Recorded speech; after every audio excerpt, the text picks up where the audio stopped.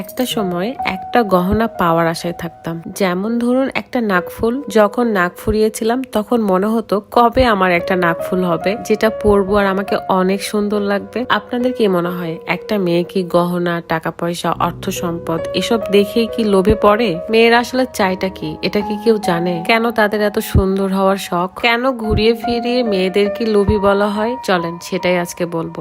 আজকে এসেছি Rajshahi মুনগিনি house jeweller শোরুমে, যেটার লোকেশন সাহেব বাজার স্বর্ণপট্টি। বলতে পারেন জুতাপট্টি শেষ করে যে মোড়টা রয়েছে ঠিক সেখানে অনেক বড় করে মুনগিনি হাউস লেখাই রয়েছে। সেই জুয়েলার শপে চলে এসেছি। সবচেয়ে আকর্ষণীয় যে ব্যাপারটা সেটা হলো আপনি আপনার বংশ পরম্পরায় বাবা মার দেওয়া কিংবা শ্বশুর শাশুড়ি থেকে পাওয়া পুরাতন যে গোল্ড গুলো থাকে বা গহনা থাকে সেগুলোকে আপনি এক্সচেঞ্জ করে নতুন গহনা নিতে পারবেন 22 ক্যারেট কিংবা 21 ক্যারেটের। এমনকি গোল্ড এক্সচেঞ্জের বেস্ট ভ্যালুটা আপনারা মুনগিনি হাউস থেকেই পেয়ে যাবেন। আরো অবাক করা কাণ্ড হলো এখানে আপনি পেয়ে যাচ্ছেন 1 আনার মধ্যে আংটি, কানের দুল কিংবা লকেট। হালকা ওজন ভেবে যে মজবুত হবে না এটা ভাবা একদমই ভুল, কারণ এখন অল্প ওজনের মধ্যে খুব মজবুত করে গহনা বানানো হয়। আপনাকে সেই গ্যারান্টিটাও দিয়ে থাকবে। এমনকি এখানে আপনি অল্প ওজন থেকে শুরু করে মিডিয়াম, হাই সব ধরনের ওজনেরই গহনা, রেডিমেড গহনা পেয়ে যাবেন। চাইলে আপনি ডিজাইন দেখে কাস্টমাইজ করে নিতে পারবেন। মানে ধরুন সব ধরনের সুযোগ সুবিধাই মুনগিনি হাউজে রয়েছে। ভালোবাসার মানুষকে সবাই একটা গোল্ডের গিফট করতে চায়।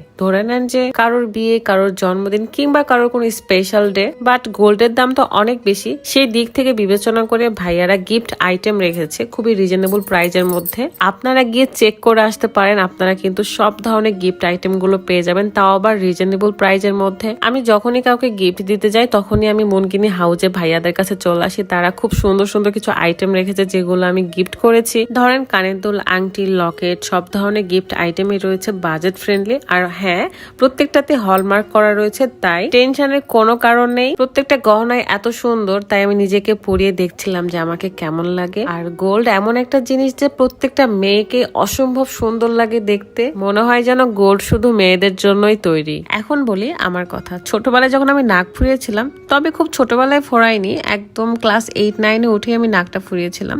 তো তখন মনে হতো যে আমি যদি একটা নাকফুল পরতে পারতাম, কেউ যদি আমাকে নাকফুল একটা গিফট করতো তাহলে কত ভালো হতো। আমার এই আকাঙ্ক্ষাটা অনেক দিন ছিল। তারপর একদিন যখন নাকফুল পেলাম এত খুশি হয়েছি আমি, এত খুশি যে 2-3 দিন পরেই সেটা হারিয়ে ফেলেছি। মানে এতদিন অপেক্ষা করলাম একটা নাকফুলের জন্য, বাট সেটা হারিয়ে ফেলেছিলাম। অনেক বেশি কষ্ট পেয়েছি। তারপর আবারও কোনো একদিন কেউ আমাকে গিফট করেছিল, সেটাকে জানেন আপনাদেরই ভাইয়া। গহনার প্রতি অ্যাট্রাকশন বা ভালো লাগা কোনোটাই আগে কাজ করেনি, বাট নাকফুলটার উপরে আমার খুবই আকর্ষণ ছিল, যেটা এখন আর নেই। এখন যতটুকু পারি আল্লাহর রহমতে গহনা তৈরি করে রাখার চেষ্টা করি, কারণ এগুলো এক একটা সম্পদের মতো মনে হয় আমার কাছে। কারণ একদিন তো আমার মেয়েকেও বিয়ে দিতে হবে, তখন তো গহনা দিতে হবে, শ্বশুর বাড়িতে পাঠাতে হবে।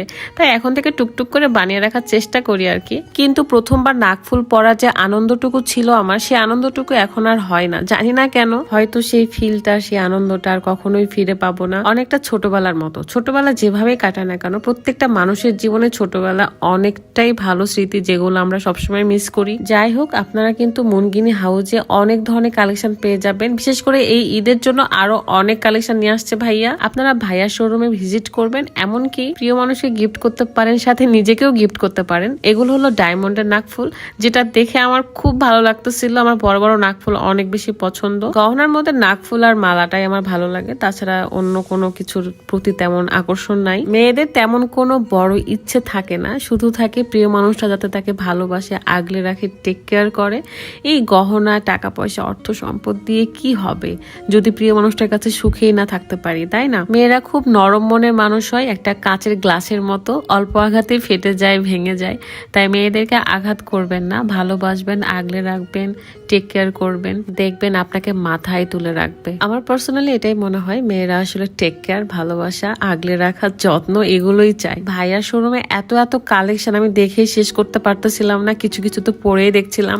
আর এখন আমি মনে হচ্ছে যে পুরা মালার দুনিয়ায় চলে গেছি, তাই একটু টুকি মারছিলাম। টুকি। সবাই অনেক বেশি ভালো থাকবেন। এখনকার মতো বিদায় নিচ্ছি। আল্লাহ হাফেজ।